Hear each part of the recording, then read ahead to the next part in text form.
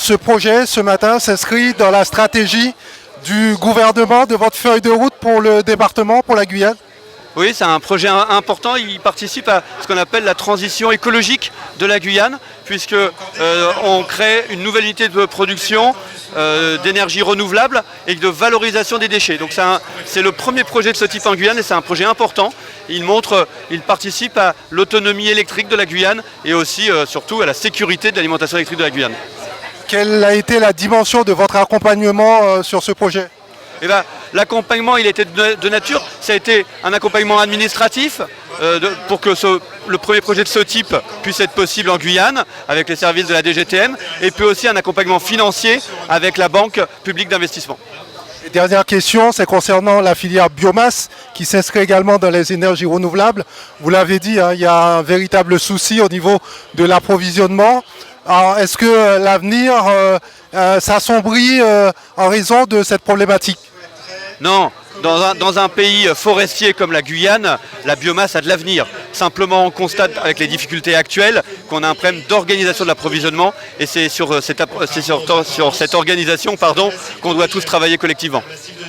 Et c'est de bon augure pour la suite, pour l'avenir ?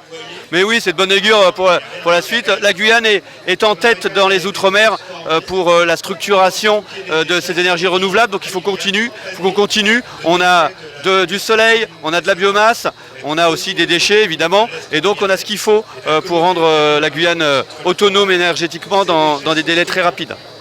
Merci beaucoup. Ce projet, ce matin, s'inscrit dans la stratégie du gouvernement, de votre feuille de route pour le département, pour la Guyane. Oui, c'est un projet important. Il participe à ce qu'on appelle la transition écologique de la Guyane, puisque on crée une nouvelle unité de production d'énergie renouvelable et de valorisation des déchets. Donc c'est le premier projet de ce type en Guyane et c'est un projet important. Il participe à l'autonomie électrique de la Guyane et aussi surtout à la sécurité de l'alimentation électrique de la Guyane.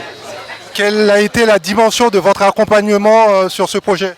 Eh ben, l'accompagnement, il était de nature, ça a été un accompagnement administratif pour que le premier projet de ce type puisse être possible en Guyane avec les services de la DGTM et puis aussi un accompagnement financier avec la Banque publique d'investissement.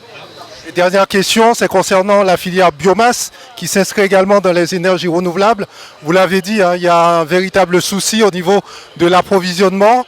Alors, est-ce que l'avenir s'assombrit en raison de cette problématique ?